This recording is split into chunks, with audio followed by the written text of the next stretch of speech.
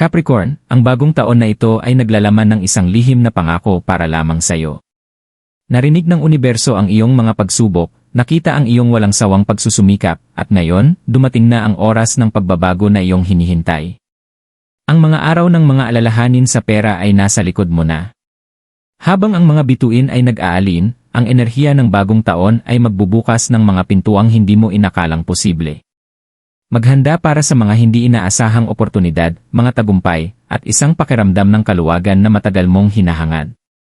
Ito na ang sandali kung saan ang iyong pagpupursige ay nagbubunga, at ang yaman na pinaghirapan mo ay magsisimulang dumaloy ng walang kahirap-hirap sa iyong buhay. Capricorn, ang universo ay malapit nang baguhin ang takbo ng iyong pinansyal na kapalaran. Matagal mo nang tinataglay ang bigat ng mga pinansyal na pagsubok, patuloy na nagsusumikap, ngunit pakiramdam mo ay parang hindi pa rin sapat. Ngunit ang bagong taon ay nagdadala ng isang makapangyarihang pagbabago sa iyong buhay, isang pagkakataon upang makalaya mula sa mga tanikala ng pinansyal na stress at pumasok sa isang hinaharap na puno ng kasaganaan. Ito na ang sandali na iyong hinihintay. Ang enerhiya ng bagong taon ay nag-aalin sa iyong pabor, lumilikha ng mga oportunidad na dati ay hindi mo inaasahan. Sa iyong determinasyon at sa suporta ng universo, ang panahon ng pagbabago ay dumating na.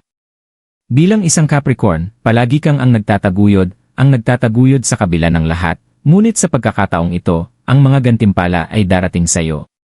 Malapit mo nang masaksihan ang pagbabago na pinaghirapan mo, at ito ay higit pa sa karapat-dapat sa paghihintay. Ang pagsubok. Bilang isang Capricorn, ikaw palagi ang handang tanggapin ang responsibilidad, magtrabaho ng walang pagod, at pasanin ang bigat ng iyong sariling mga pangarap. Ngunit sa kabila ng patuloy mong pagsusumikap, ang pinansyal na stress ay madalas na nananatili sa likuran, naglalagay ng anino sa iyong mga tagumpay. Naranasan mo na ang mga gabing walang tulog, ang walang katapusang pagbabudget, at ang mga sakripisyong hindi nakikita ng iba. May mga pagkakataon na nagtataka ka kung ang mga gantimpala ba ay kailanman magiging katumbas ng mga pagsisikap na iyong inilaan. Ang mga problema sa pera ay may paraan ng pagdapo kapag hindi inaasahan, hindi ba? Isang bigla ang gastusin, isang pagkakataon na na-miss, o isang trabaho na hindi nagbayad ng nararapat sa iyo. Isa itong siklo na natutunan mong tiisin, ngunit sa kailaliman ng iyong puso, palagi mong pinaniniwalaan na may higit pa para sa iyo, isang bagay na mas dakila na naghihintay na matuklasan.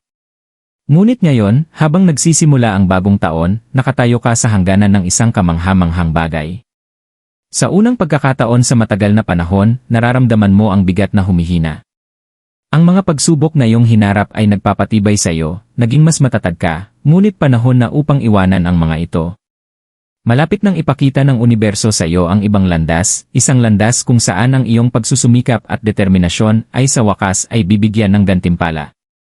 Ang tanong ay hindi kung nararapat ka ba, syempre, nararapat ka. Ang tanong ay kung handa ka na bang tanggapin ang kasaganaan na paparating sa iyong landas. Ang enerhiya ng bagong taon. Capricorn, palagi kang naging simbolo ng lakas at pagtitiis, ngunit kahit ang pinakamalalakas sa atin ay nangangailangan ng kaunting tulong mula sa universo. Sa taong ito, ang enerhiya ng bagong simula ay gumagana sa iyong pabor, at oras na para sa iyo na matanggap ang mga gantimpala na nararapat sa iyo. Ang universo ay naghanda ng entablado para sa iyo mula pa noon, inihahanda ka para sa isang pagbabago na magdadala sa iyo mula sa pagsubok patungo sa tagumpay. Habang ang kalendaryo ay nagbabalik sa bagong taon, mayroong isang kapansin-pansing pagbabago sa hangin. Para bang ang buong mundo ay nag-aalin upang suportahan ka, ang mga pinansyal na pintuan na dating nakasara ay nagsisimula ng magbukas. Kung saan dati ay naramdaman mong na-stuck, ngayon ay mayroong paggalaw. Ang mga bituin, ang mga planeta, ang enerhiya, lahat sila ay nagtatagpo upang gabayan ka patungo sa kasaganaan na matagal nang naghihintay sa iyo. Ang pagbabagong nararamdaman mo ay hindi isang random na pangyayari, ito ay isang kosmikong pagkakaaling na layuning ilabas ka mula sa dilim at ilagay sa liwanag. Nagtrabaho ka ng walang sawang at tapos na ang panahon ng pagsubok. Sa taon na ito, papasok ka sa iyong kapangyarihan, at oras na para ang daloy ng pera ay tumugma sa pagsisikap na iyong inilaan. Mayroong isang alon ng positibong enerhiya, at ito ay nagdadala sa iyo pasulong. Lahat ng mga mahahabang gabi, mga sandali ng pagdududa, mga sakripisyo, paved na nila ang daan para sa sandaling ito. Habang itinutulak ka ng universo sa bagong kabanatang ito, hindi lamang ito tungkol sa mga panlabas na pagbabago. Ito ay tungkol sa kung paano mo nakikita ang iyong sarili. Sa taon na ito, sisimulan mong makita ang iyong sarili bilang isang tao na nararapat sa yaman at tagumpay, hindi bilang isang tao na patuloy na humahabol dito. Ang enerhiya ng bagong taon ay hindi lamang ka inilalaya mula sa mga problema sa pera, binabago nito ang iyong relasyon sa yaman mismo. Ang iyong landas patungo sa pinansyal na kalayaan ay hindi lamang tungkol sa mga panlabas na oportunidad, kundi pati na rin sa iyong pananaw. Itinutok na ng universo ang kanyang mga mata sa iyo, handa ka na bang yakapin ang mga oportunidad na paparating sa iyong landas? Ang pagbabago ng pananaw. Capricorn, isa sa pinakamalalaking lakas na taglay mo ay ang iyong kakayahang manatiling nakatapak sa lupa at makatotohanan. Ikaw palagi ang nagplano, nagtrabaho ng walang pagod, at naniwala na ang tagumpay ay dumarating sa pamamagitan ng pasensya at pagsisikap. Ngunit ngayong taon, may isang bagay sa loob mo ang nagsisimulang magbago. Nasanay ka na sa mga pagsubok ng buhay, sa patuloy na paghila at pagtulak ng pagsusumikap at pakiramdam na laging may higit pang kailangang gawin, higit pang kailangang maabot. Natutunan mong pamahalaan ang iyong finances ng maingat, ngunit sa kaloob-looban mo, pakiramdam mo ay may kulang, parang may mas malaki, mas masaganang buhay na nasa kabila ng abot tanaw. Dito nagsisimula ang pagbabago. Baka hindi mo agad ito mapansin, ngunit habang papasok ka sa bagong taon, magsisimula kang makita ang mundo ng iba. Hindi lamang ang mga panlabas na kalagayan ang nagbabago, kundi kung paano mo ito tinitingnan. Nagtrabaho ka ng husto sa matagal na panahon, Capricorn, ngunit ngayon ay oras na para mapagtanto mong ang kasaganaan ay bahagi na ng iyong tadhana. Hindi ito isang bagay na kailangan mong habulin ng walang katapusan o pagsikapan ng walang tigil. Ito ay isang bagay na nararapat sa iyo, isang bagay na maaari mong hayaan na pumasok sa iyong buhay. Ang iyong pananaw, ang iyong mga paniniwala tungkol sa yaman, at ang iyong relasyon sa pera ay lahat nagbabago. Hindi mo natitingnan ang tagumpay sa pinansyal bilang isang bagay na parang hindi maabot, isang bagay na nangyayari sa iba ngunit hindi sa iyo. Sa taong ito, magsisimula mong makita ang iyong sarili bilang isang tao na natural na umaakit ng yaman, isang tao na may kapangyarihang magmanifest ng pinansyal na kalayaan na matagal mong hinahangad. Ang pagbabagong ito sa pananaw ay hindi lang tungkol sa pagnanais ng mas magagandang kalagayan. Ito ay tungkol sa pag-alin ng iyong sarili sa enerhiya ng kasaganaan at pagtitiwala na dadalhin ka ng universo sa mga oportunidad na kailangan mo. Capricorn, sa unang pagkakataon sa matagal na panahon, magsisimula kang magtiwala na ang mga bagay ay maaayos nang hindi mo kailangang pilitin. Ang pagbabago sa iyong pananaw ay makapangyarihan, ito ang sandali kung kailan tumitigil ka sa pag-aalala tungkol sa kung ano ang wala ka, at nagsisimula mong yakapin ang lahat ng mga bagay na dumarating na. Ang iyong paglalakbay patungo sa pinansyal na kalayaan ay hindi lamang tungkol sa mga panlabas na pagbabago, ito ay isang panloob na transformasyon. Hindi ka na ang tao na nagdurusa ng tahimik, na lumalaban sa agos. Ikaw na ngayon ang taong nag-aalin sa daloy ng kasaganaan, at handa ka nang pumasok sa kapangyarihang iyon. Pagmanifest ng kasaganaan. Capricorn, ngayong nagsimula ng magbago ang enerhiya ng bagong taon at ang iyong pananaw, oras na upang ialiin ang iyong sarili sa kasaganaan na naghihintay sa iyo. Ang pagmanifest ng yaman ay hindi lang tungkol sa pangarap ng mas magandang hinaharap, ito ay tungkol sa pagkuha ng mga conscious na hakbang upang ialin ang iyong mga iniisip, kilos, at enerhiya sa kasaganaan na dinadala sa iyo ng universo. Ang transformasyon na nangyayari sa loob mo ay hindi lang isang pakiramdam, ito ay isang makapangyarihang pagbabago sa paraan ng iyong pakikisalamuha sa iyong realidad. Ito na ang sandali kung saan ang lahat ng iyong pinaghirapan ay magsisimulang magbunga. Upang magmanifest ng kasaganaan, kailangan mo munang maniwala na ito ay para sa iyo na. Karapat-dapat ka sa pinansyal na kalayaan. Karapat-dapat ka sa tagumpay na matagal mong hinahangad. Ang iyong pagsusumikap at determinasyon ay naglatag ng pundasyon, at ngayon ay hinihiling ng universo na magtiwala ka sa daloy ng enerhiya sa paligid mo. Sa taon na ito, pakawalan mo ang anumang limitadong paniniwala na iyong daladala tungkol sa pera, na mahirap makuha, na isang bagay na hindi mo kailanman magkakaroon ng sapat, o na kailangan mong patuloy na maghirap para magtugma ang mga pangangailangan. Panahon na upang palitan ang mga lumang paniniwala na iyon ng mga bagong affirmations ng kasaganaan. Simulan sa simpleng practice ng pasasalamat. Capricorn, palagi kang praktikal at grounded, at ang bagong approach na ito sa kasaganaan ay hindi naiba. Maglaan ng sandali bawat araw upang mag-reflect sa lahat ng bagay na mayroon ka na, ang iyong kalusugan, iyong mga relasyon, iyong mga tagumpay. Ang pasasalamat ay nagbubukas ng pinto para sa higit pa. Kapag nakatutok ka sa mga biyayang mayroon ka na sa iyong buhay, ang universo ay magdadala ng higit pa sa mga bagay na ipinagpapasalamat mo. Isa ito sa pinakamadali at pinakamakapangyarihang paraan upang baguhin ang iyong enerhiya. Isa pang paraan upang mag-manifest ng kasaganaan ay sa pamamagitan ng pagtatalaga ng mga malinaw na layunin sa pinansyal. Ay visualize ang iyong pinansyal na kalayaan ng detalyado. Ano ang hitsura nito? Ano ang pakiramdam ng hindi na mag-alala tungkol sa pera? Ang pagbabalik tanaw sa realidad na ito araw-araw ay tumutulong sa paggawa ng isang mental at emosyonal na koneksyon sa hinaharap na iyon. Habang mas nakikita mo ito, mas magsisimula kang kumilos sa mga paraan na umaalin sa vision na iyon. Ang iyong mga aksyon, gaano man kaliit, ay magsisimulang magpakita ng iyong bagong mindset ng kasaganaan. Capricorn, panahon na upang pakawalan ang laban at yakapin ang daloy. Hindi mo na kailangang habulin ang yaman, dumarating na ito sa iyo. Naitaguyod mo na ang iyong trabaho. Ngayon, hayaan mong gabayan ka ng universo patungo sa yaman na iyong nararapat. Ang hindi inaasahang pagbubukas. Capricorn, habang patuloy mong inaalin ang iyong sarili sa enerhiya ng kasaganaan, may isang kamangha-manghang bagay na malapit nang mangyari.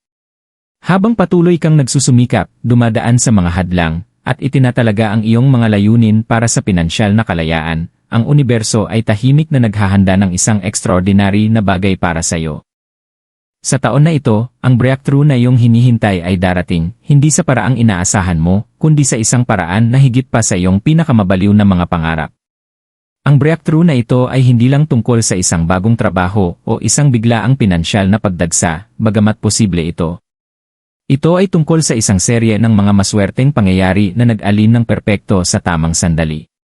Isang tawag sa telepono na hindi mo inasahan, isang oportunidad na kusang dumating sa iyo, o isang koneksyon sa isang tao na nakikita ang iyong potensyal at handang tulungan ka. Ito ang sandali kung saan nagsisimula ng mag-click ang lahat, at napagtanto mong ang lahat ng iyong pinaghirapan ay naglatag ng daan para sa isang bagay na mas malaki pa kaysa sa iyong inisip. Para sa isang Capricorn, na sanay sa sipag at tiyaga ng tuloy-tuloy na pag-unlad, ang biglaang pagbabago na ito ay maaaring magdulot ng parehong kasiyahan at pagka-overwhelm. Ngunit mahalaga na tandaan mong handa ka na. Karapat-dapat ka sa sandaling ito. Ang universo ay binibigyan ka lamang ng pagkakataon na pumasok sa isang realidad kung saan ang iyong mga pinansyal na pagsubok ay hindi na hadlang sa iyong tagumpay. Ang breakthrough na ito ay hindi nangyari mula sa wala, ito ay direktang resulta ng iyong dedikasyon, iyong katatagan, at iyong kakayahang manatiling nakatutok kahit sa harap ng mga pagsubok. Ngunit ngayon, ang universo ay nag-aalok sa iyo ng pagkakataon na magsimula ng mabilis, iwanan ang mga lumang alalahanin, at sa wakas ay maranasan ang mga gantimpala ng lahat ng iyong pagsusumikap.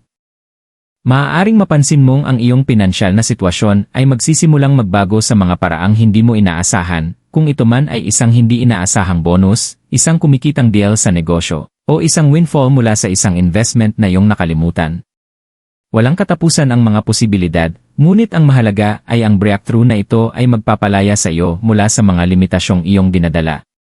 Panahon na upang pumasok sa isang bagong realidad kung saan ang kasaganaan ay hindi lang isang pangarap, ito na ang iyong bagong paraan ng pamumuhay. Ito ang iyong sandali, Capricorn. Yakapin mo ito. Pangwakas na kumpirmasyon. Capricorn, sa ngayon, mararamdaman mo na siguro ang pagbabago sa iyong buhay. Ang mga oportunidad ay nagsisimula ng magpakita, at ang bigat ng mga pinansyal na pagsubok na dati ay sumasakop sa iyo ay unti-unti nang nawawala. Habang tinitingnan mo ang iyong mga naging hakbang, makikita mo ang mga ebidensya ng iyong pagsusumikap, determinasyon, at pasensya na nagbubunga sa mga paraang hindi mo inaasahan. Inihatid ng universo ang iyong hinahanap, ngunit ngayon, oras na upang yakapin ito ng buo. Ang breakthrough na dumating, ang mga hindi inaasahang pintuan na nagbukas, hindi ito swerte, ni hindi rin ito nangyari sa pagkakataon lamang. Ito na ang iyong sandali ng kumpirmasyon, isang tanda mula sa universo na ang iyong landas patungo sa pinansyal na kalayaan ay naumpisahan na. Ang lahat ng pagsusumikap, ang mga mahahabang gabi, ang mga sakripisyo na iyong isinagawa, hindi ito nasayang.